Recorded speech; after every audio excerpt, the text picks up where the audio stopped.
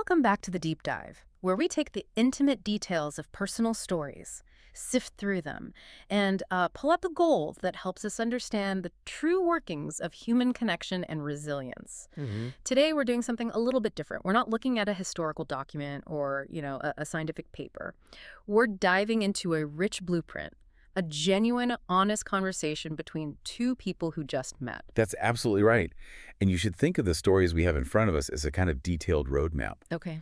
Our mission today is to extract the key insights, the underlying values, and the relationship strategies that really define how we build lasting bonds. We have Michael, who brings a London perspective, Right. and Sarah, who anchors us in Portland, Oregon.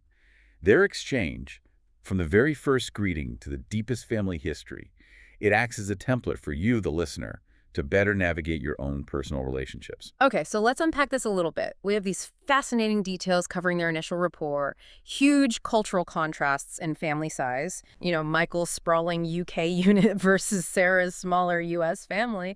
And then there's this surprising commonality in their professional lives. Both are English teachers. Which is such a great coincidence. It is. Yeah. And we're also getting specific granular knowledge, like Michael's education at Oxford, Sarah's pivot after teaching in Japan, and the wonderful life philosophy of Nana Ruth, who is 92 and still learning new tricks. The entire scope of this deep dive, it really revolves around something we could call identity stacking. How do these individuals define who they are? Well, they anchor themselves through geography, through their careers, and most fundamentally through kinship. And by examining their challenges, their health scares, their shared values, we are ultimately looking at universal truths about how families, and by extension, any deeply connected group, survive and thrive in the modern world. So what does this all mean for you? This deep dive is essentially giving you a shortcut. It's providing a framework for effective communication and a clearer view of the essential elements that guarantee personal resilience and the enduring strength of family, regardless of which side of the Atlantic you might call home. Right. Let's jump right in. Let's do it. The first meeting is always a negotiation, isn't it? And our notes show just a perfect example of how rapport is established instantly. It starts with a simple social maneuver, the apology. Michael accidentally bumps into Sarah, saying, "Oh, excuse me, I'm so sorry I didn't see you there. Hi, I'm Michael." And what's immediately important here is the way the interaction is justified. Yeah. The barrier just drops. That minor collision gives them a natural, non-awkward reason to speak. Right. And Michael's immediate, warm self-introduction allows Sarah to respond in kind. "Hi, Michael. I'm Sarah." And the connection moves from, a physical collision to a social introduction in a split second. Exactly. It establishes warmth and approachability right away. So once the names are exchanged, the very next layer of identity is immediate. Geography. Sarah establishes her anchor in Portland, Oregon, the U.S. West Coast. And Michael counters with London, England. But he makes sure to mention the specific, highly recognizable neighborhood of Notting Hill. That's an interesting choice, isn't it, naming Notting Hill? It is. It's not just London. It's a specific cultural reference point. It immediately conjures images of, vibrancy, history, maybe even media familiarity. It communicates a lot about his upbringing instantly. And Sarah's response confirms the power of that anchor. She says she fell in love with the city during a past visit, which just validates his origin point. It does. That geographical grounding does so much heavy lifting. But here's where the humor comes in and really seals the rapport. The weather. The weather. Sarah describes Portland as green and outdoorsy, but admits the weather is quite rainy. And Michael, the Londoner, he instantly connects with that shared, slightly negative experience. He jokes that they are also famous for our rainy weather, too. And that's the Blinkist moment right there. Yes. They start by defining differences, UK versus US, Notting Hill versus Portland. But they find their first point of real, immediate connection in something trivial and shared. Yeah. The miserable weather. It breaks the ice because it offers common ground and allows for instant, self-deprecating laughter. Completely. It transforms them from two strangers standing opposite each other into two people standing side by side, commiserating about the clouds. It's like the perfect architectural strategy for breaking down a social barrier quickly. I love that detail. It shows you don't need some massive philosophical alignment to start a connection. Not at all. Sometimes you just need a shared, funny complaint. Exactly. And once they've established where they're from and that they can laugh together, the natural next step in defining adult identity is, of course, their profession. Absolutely. So let's look at the career paths, because this is where we see two completely different journeys arriving at the exact same destination. Mm. Michael's path is very linear and prestigious, English literature at Oxford, and then immediately into teaching for 12 years. And the strength of Michael's professional identity lies in its deep inspirational roots. He didn't just stumble into teaching. He was driven by a specific figure, Mr. Thompson, his English teacher at age 15, who made literature come alive. Wow. So Michael's path is this unbroken line dedicated to that initial inspiration. He sees teaching not just as a job, but as a way to inspire people in changing lives. That depth of passion rooted in a mentor, it just makes his career choice feel so profound. And then we pivot to Sarah, whose path is a total contrast. It's a huge contrast. She started in corporate marketing for 5 years, a comfortable, pretty standard path. Her pivot didn't come from a high school mentor. It required a total seismic event at age 28. Right. Traveling in Japan to teach English for a year. This is such a powerful lesson for anyone listening who feels professionally stuck. Sarah needed a complete immersion, a global reset button, to recognize her vocation. She only realized teaching was her true calling after stepping entirely outside her familiar cultural and professional environment. And this led her back to Portland for her TESOL certification, completing the pivot. The difference is just so stark. Michael had the foresight, Sarah needed the journey. Yes. And here's where the universe just winks at them, right? The shared profession. A shared profession. Despite the Oxford pedigree on one side and the marketing pivot on the other, they both teach English. And this coincidence isn't just a fun fact. It immediately cements their initial connection. It deepens the relationship instantly. That shared vocational currency is immensely valuable, isn't it? It is. They get to skip all the small talk and move directly to a mutual understanding of challenges, rewards, pedagogical methods. The sheer exhaustion of grading paper. Exactly. That shared language transforms the conversation from a tentative exchange into a bond of professional allies. But before they leave the career section, they move to aspiration, which is such a vital conversational technique. It really is. Michael, having established 12 years of stability in London, expresses his long-held desire to teach abroad. He specifically targets South America, Brazil, or Argentina because he is seeking a completely different culture. And discussing future goals, that's the moment where the vulnerability increases and the connection solidifies. Ooh. It shows ambition and a willingness to upend stability for the sake of experience. Yeah. Michael isn't just looking for a new job. He's articulating a life goal rooted in curiosity, directly contrasting the familiar comfort of Notting Hill. And Sarah, who has already made that leap to Japan, becomes his immediate validator. She encourages him, saying, "You should definitely do it. It's never too late." For you, the listener, this shows how sharing future plans can turn an acquaintance into a potential mentor or a source of support. It moves the discussion past the transactional past and present. And focuses them both on shared possibility. I mean, in short, this first section is a masterclass in establishing relational depth efficiently. It really is. You start with a minor shared event, find geographical commonality, even if it's rainy weather, establish professional connection, and then project a shared ambition into the future. And once those layers are built, the conversation is naturally ready for the bedrock of identity, family. Right. So we move from the professional sphere to the highly personal realm of family, and this is where the cultural contrasts between the UK and the US truly emerge, particularly in the sheer scale and dynamic of the family unit. Michael's family is frankly rare for modern Western society. He is the third child out of 5. 5 kids. 2 brothers and 2 sisters. His description is perfect. Chaos, but wonderful chaos. Yeah. And we understand exactly why that chaos is wonderful. The central figure, the mother, insists on big family gatherings because she enforces the motto that family is the most important thing. That's such a crucial distinction. The sheer volume creates an atmosphere where connection is inherent, almost mandatory. It is. You can't avoid your siblings, you have to navigate them. Sarah's family, on the other hand, is the classic nuclear structure. Older brother, younger sister. Right. And while they're close-knit, their focus is on intentional maintenance. They try to get together at least once a month for Sunday dinner. The mechanism of bonding is different, isn't it? Michael's family dynamic is defined by sheer volume and forced regular interaction, which often leads to noise and necessary negotiation. Sarah's family is defined by intentional scheduling and effort to maintain that intimacy. Both are strong, but one is a bustling city and the other is a carefully maintained garden. The size dictates the required effort.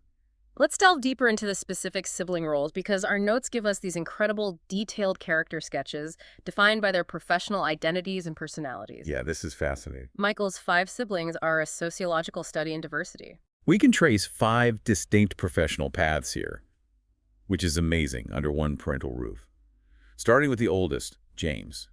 He's the intellectual, serious one, a professor living in Scotland with 3 children. Okay, so he's the academic. He clearly followed the academic path. Then there's Emma, the creative spirit, an artist and interior designer in South London with 2 children. And Michael himself is the English teacher, the middle child. Yep. Then we have Thomas, who represents ambition and continuity. He's studying medicine, tracking exactly like their doctor father. He's the focused professional successor. Right. And finally, Lucy, the youngest. She's the acknowledged free spirit, the travel blogger and photographer. Crucially, she's noted as being spoiled and protected. It's just fascinating how that family dynamic allows for a professor, an artist, a teacher, a future doctor, and a global travel blogger to coexist and remain connected. It shows a parental unit that fosters individuality while demanding collective presence. It's really impressive. And then Sarah's siblings, while there are fewer of them, they're just as well defined. David, the older brother, is the stable engineer in Seattle, married to Jennifer with their daughter Olivia. And Emily, the younger sister, is the classic veterinarian. And the detail about Emily is what just brings her to life, isn't it? She was the lifelong animal lover who used to bring home every stray, leading to their house becoming a small zoo. A small zoo of 3 cats, 2 dogs, and a rabbit. I love that. It tells us everything we need to know about her nurturing, slightly chaotic, passionate personality. The family structure had to accommodate her profound empathy for animals. And the narrative is ongoing. David's wife, Jennifer, is pregnant, meaning Sarah is anticipating a second niece or nephew. The family dynamic isn't static, it's constantly growing and shifting. And they're acutely aware of that evolution. The introduction of nieces and nephews is vital because it highlights the next crucial role in the bond. Michael is an uncle to 5. Sarah is about to be an aunt to 2. So the job of preserving the bond now moves to the adults in the sibling structure, ensuring the younger generation connects. That's right. Within this vibrant sibling diversity, our notes highlight the natural occurrence of both rivalry and protection, 2 sides of the same intimate sibling coin. Absolutely. Michael acknowledged the rivalry immediately. James and Emma, the professor and the artist, they fought all the time about silly things growing up. Which shows that intellectual and creative types still clash over the basic. They really do. And Michael and Thomas, the teacher and the doctor in training, competed perpetually in sports. Competition is a fundamental mechanism of defining one's place within a large unit like that. But the protective instinct overrides the rivalry. It does. Michael and his older siblings felt compelled to protect Lucy, the youngest, acknowledging they kind of protected her and spoiled her a bit. And Sarah and David felt the exact same protective impulse toward Emily. So if we zoom out, this dynamic is a profound truth about kinship. Competition might exist when resources or attention are perceived as scarce. But the protective instinct kicks in when the unit itself is threatened, or when the youngest and most vulnerable member needs defense. It confirms that sibling bonds, despite minor squabbles, have a transcendental protective core. That's the mechanism that ensures long-term familial resilience. Exactly. It provides a fantastic contrast. You can fight over who gets the last piece of cake, but the moment someone outside the family messes with the youngest, the unit closes ranks. The rivalry ends. The protection begins. It's a beautiful metaphor for the strength of the collective. Moving up the family tree, we hit the generational wisdom, starting with the parents, the foundation, and often the heroes of our early lives. Right, and Sarah's description of her parents gives us 2 really complementary figures. It does. Robert, the father, is the figure of steady intellectual wisdom. 35 years as a high school principal. I mean, that requires immense patience. Oh, absolutely. And a keen sense of human nature, which is why he's remembered for his great sense of humor. He provides that intellectual, humorous bedrock for the family. And Patricia, or Patty, the mother, is the emotional core. She was a pediatric nurse, a career that demands endless compassion and is described as incredibly caring and nurturing. And the fact that she volunteers twice a week at the Children's Hospital, even in retirement, it just underscores that her vocation is her identity. Sarah rightly calls her mother her hero, citing Patty for teaching her so much about compassion and kindness. And Michael's parents fill equally defined roles in that large UK dynamic. His father, the doctor, ensured the family's stability and made time for them despite a grueling career. Sure. But his mother is the heart, the logistical genius who managed the chaos, and crucially was the enforcement mechanism for connection. She is the operating system that ensures the five-child family remains a coherent whole. The conversation then takes us back another generation, focusing on grandparent legacies. And these connections offer a bridge to historical virtue and, physical, tangible life lessons. Michael's paternal grandfather connects his family to major global events. He was a World War II veteran. And while the heavy details weren't shared immediately as Michael aged, the grandfather recounted stories that instilled core values: courage, sacrifice, and the importance of peace. This legacy grounds Michael's understanding of duty and large-scale ethics. Sarah's family history, by contrast, is rooted in the American West and physical self-sufficiency. Her maternal grandparents lived on a farm in rural Oregon, providing the stage for magical childhood summers. And this is tactile learning. She wasn't just observing, she was participating, Mm-hmm. helping with chickens, collecting eggs, learning self-sufficiency. And the most enduring lesson came from her grandmother, who taught her how to bake pies and bread from scratch. Those are sensory memories, the smell of yeast, the texture of the flour, that anchor her identity in simple, enduring skills and self-reliance. But the MVP of generational wisdom has to be Sarah's paternal grandmother, Nana Ruth. Oh, absolutely. At 92, she is still going strong, active with bridge and yoga, and here's the wonderful detail. She's learning how to use a smartphone. That detail is the most powerful takeaway on individual resilience. Nana Ruth embodies continuous learning. She isn't retreating into history. She is actively engaging with the modern world. It's incredible. And her philosophy, age is just a number. It's your attitude that matters, is a succinct, instantly memorable guide to life. It tells us that longevity isn't just about genes. It's about mental flexibility and an uncompromising determination to remain relevant and engaged. It completely flips the script on what it means to be an elder. Nana Ruth isn't a passive recipient of care. She's an active participant in life, constantly adapting. And that drive is the internal foundation for Sarah's own desire for continuous learning. Now, let's consider the extended kinship, which demonstrates the sheer scale of commitment required to maintain these connections. Michael's network is massive. It's huge. 5 aunts and uncles and a staggering 15 cousins. The logistics alone are dizzying. Michael mentions that family reunions, when spouses and children are included, involve over 50 people, forcing them to rent a hall or a park. Which is a significant organizational undertaking, relying entirely on the mother's foundational motto to keep everyone aligned. Sarah's network, while smaller, confirms the same commitment to extended kin. Her reunions max out at about 25 people, held at a specific place, the beach in summer. So the commitment is focused on location, ease, and intimacy, rather than the large-scale logistical challenge Michael's family faces. What stands out here is that both families, despite being on different continents and having wildly different scales, have chosen to invest heavily in the maintenance of the extended family unit. It reinforces the idea that family bonds extend far beyond the immediate household. Okay, so we've established the structure. Now we look at the glue traditions. Yeah. These structured rituals solidify family bonds and give everyone something predictable and meaningful to rally around. Right. And the Christmas traditions provide a perfect U.S. versus U.K. comparison. They absolutely do. Sarah's family tradition is anchored on Christmas Eve. The central ritual is the mother's famous lasagna, a tradition running for over 30 years. 30 years. It's an enduring, tangible symbol of the mother's care and consistency. It is. And following the lasagna is the media ritual, watching It's a Wonderful Life every single year. The power here is in the predictability, and the emotional anchor is the father. He cries at the same parts every single time. Every time, which in turn makes everyone else laugh and cry together.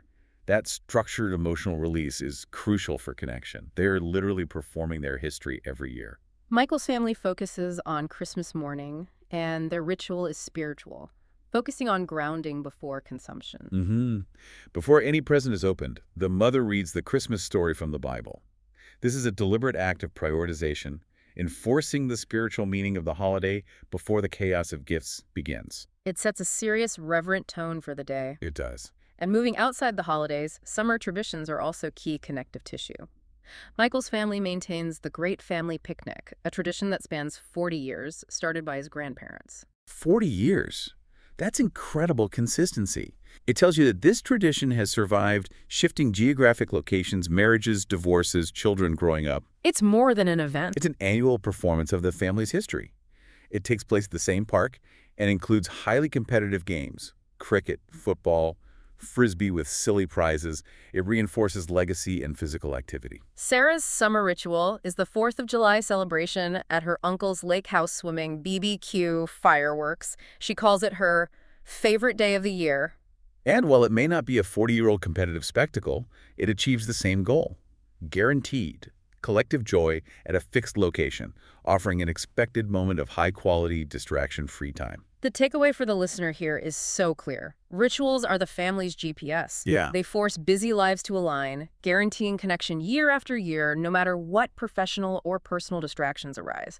They are calendar anchors, non-negotiable moments of forced intimacy. Well said. Beyond the actions, the source material explicitly gives us the core beliefs transmitted, the family mottos that act as moral guiding principles. And these 4 mottos, when you synthesize them, they create a complete value system. Yeah. Let's start with Michael's mom, the architect of the large family's cohesion. Her first motto is the organizational principle. Family is the most important thing, and even though we're all adults now, we should stay connected. And that's the justification for the 40-year picnic and the massive Christmas gatherings. Exactly. But her second motto is surprisingly expansive and modern.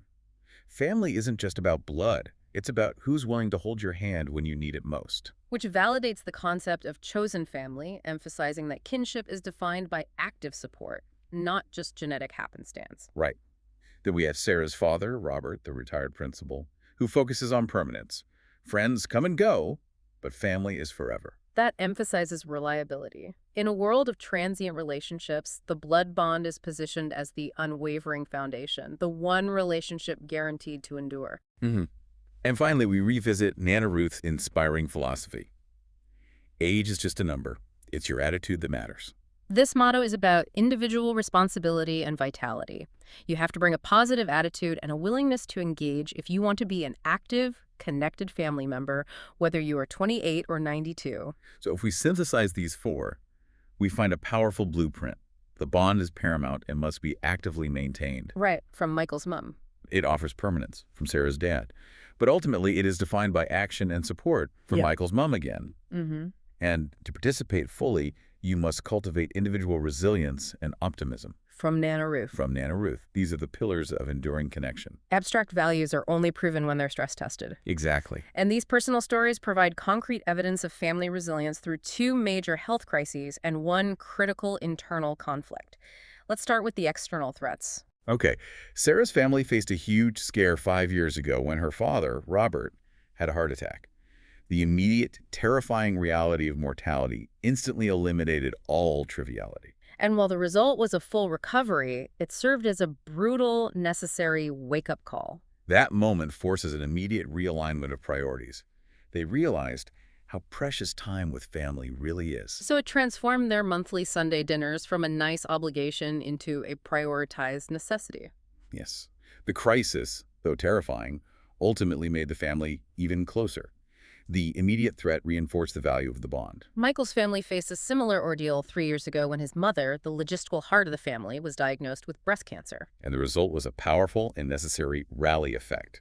The 5 siblings, disparate in career and geography, immediately converged. Michael notes that seeing the whole family rallied around her showed me the true strength of family bonds. This wasn't abstract love, it was demonstrated through action. Attending appointments, coordinating care, maintaining the household chaos she usually managed. And here's the unexpected philosophical reward from all of this. Michael's mother. Now in remission, she views the entire experience positively. Really? Yeah. She claims it changed her life for the better, deepening relationships and forcing a profound appreciation for every single day. The crisis became a catalyst for positive change and emotional growth, transforming fear into gratitude.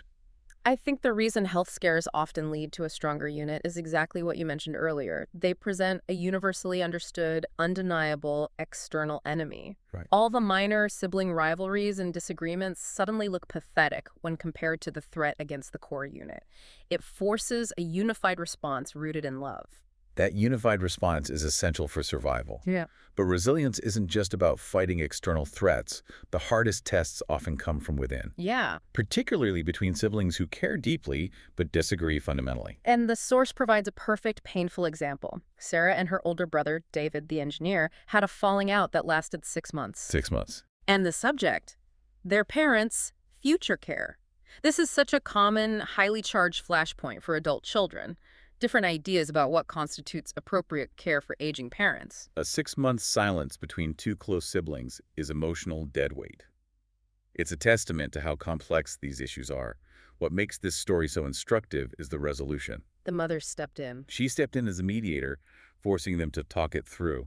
And the core realization was that they both had different ideas, but they were both acting from a place of love. They both wanted what was best for their parents, and that shared intention was what allowed them to forgive the 6 months of silence. And this provides a crucial insight for you, the listener. Families face financial strain, distance, disagreements over life choices. But the mechanism for repair is consistent.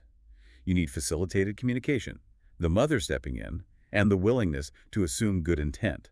If love is the operating assumption, then the conflict becomes solvable, and the resilience of the bond is proven through its repair. Exactly. Without that mediation and that willingness to talk, that silence over parental care could easily have become a lifelong, intractable grudge. The successful navigation of this internal conflict is perhaps the strongest evidence of their family's resilience. So Sarah's experience teaching English in Japan, it provides this vital comparative lens. It allows us to examine U.S. and U.K. family dynamics not as fixed rules, but as cultural norms that are evolving. Her observations are incredibly sharp, aren't they? They are. She immediately noted the formalized respect for elders in Japanese culture. It's not just a social nicety, it's structurally embedded in the language itself, with specific politeness levels dictated by the age and status of the person you are speaking to. A societal reinforcement of hierarchical respect. And this cultural norm stands in stark contrast to the traditional, almost fierce expectation of independence that defines the U.S. and U.K. Sarah points out that in Japan, children living with parents well into their 20s or 30s is absolutely normal, not a mark of failure. And this is where we see the economic reality pushing cultural convergence. Michael notes that while traditionally, young British adults were expected to move out immediately. Crippling high housing costs are forcing the reversal of that norm. Sarah confirms the same trend in America. We are seeing Western families move toward the cohabitation model long practiced in Asia, driven purely by financial necessity. The culture of fierce independence is being modified by the economy. It is. That's a huge shift, fundamentally changing the structure of the family unit across continents. It brings up so many questions about boundaries and intimacy that previous generations never had to deal with. It forces different conversations, absolutely. Sarah also highlighted the immense importance of the sacred meal in Japan. She learned the proverb, the family that eats together stays together. Right. Meals were often formal, sustained, and distraction-free, contrasting sharply with the fragmented, often TV-centric American habit of eating separately. And Michael connects this immediately to the traditional British Sunday roast dinner, which he notes used to be sacred and is, thankfully, still maintained by his family. The lament here is palpable. It is. The loss of the shared, structured meal in many modern homes is seen as a loss of a fundamental bonding mechanism. The shared meal is so critical because it forces sustained, distraction-free conversation. If communication is the essential repair mechanism for conflict, the structured meal is the essential maintenance mechanism for preventing distance and conflict in the first place. That's a great way to put it. It provides the low-stakes environment necessary for a continuous connection. Finally, we pivot to their shared aspirations for the future, specifically the values they hope to pass down to their own hypothetical children. And this section shows how their current family experiences define their future goals. Michael, reflecting his own path through Oxford and his focus on inspirational education, focuses on intellectual rigor and personal strength. He wants to pass on independence, critical thinking. To think for themselves and not just blindly accept what they're told. Exactly. And resilience. Given his siblings are a professor, a doctor, and a teacher, this emphasis on intellectual discernment makes perfect sense. Sarah focuses on the ethical and emotional foundation, clearly reflecting the influence of her mother, the retired pediatric nurse. She aims to pass on kindness, empathy, continuous learning, and respect for others, regardless of their background. And of course, the enduring value of staying close to family. And the capstone value they both agree on is critical for navigating the chaos of a large family or the stress of modern life, a sense of humor. Yes. Michael explicitly states, life's too serious if you can't laugh at yourself sometimes. So humor, therefore, is recognized not as a bonus, but as a necessary survival tool for internal resilience and maintaining levity during serious times. That's a perfect ending to the value system. You need compassion, education, and resilience, but if you can't laugh at the absurdity of the family lasagna tradition or the sheer chaos of 5 siblings, you're missing the essential survival mechanism. We have covered the whole map: the identities, the traditions, the wisdom of Nana Ruth, the stress tests. So now we synthesize this rich data into concrete, actionable advice, a practical guide for you, the listener, to strengthen your own relationships right now. We found 6 distinct, actionable pieces of advice woven throughout their narratives. The first one, and perhaps the most underrated, is regular communication. This goes beyond the holiday check-in, Michael emphasized.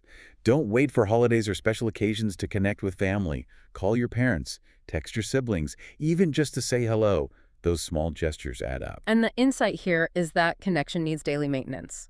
It prevents the distance from becoming a chasm. It shifts the burden of connection from high-stakes, pressure-filled holidays to daily, low-stakes interactions. Yeah, a 3-minute phone call to your parent is an act of preventative care for the relationship. Second, directly related to the lament over the loss of the sacred meal is the advice to be present.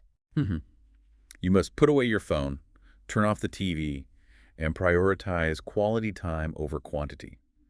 Distraction actively degrades relationship depth, turning intimate moments into fragmented, half-engaged time. This is a profound act of respect. If you're at the 4th of July BBQ or the Sunday dinner, you need to dedicate your full, unfragmented attention to the people around you.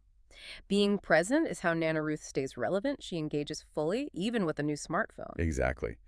The third piece of advice addresses the inevitable internal conflicts we saw with Sarah and David.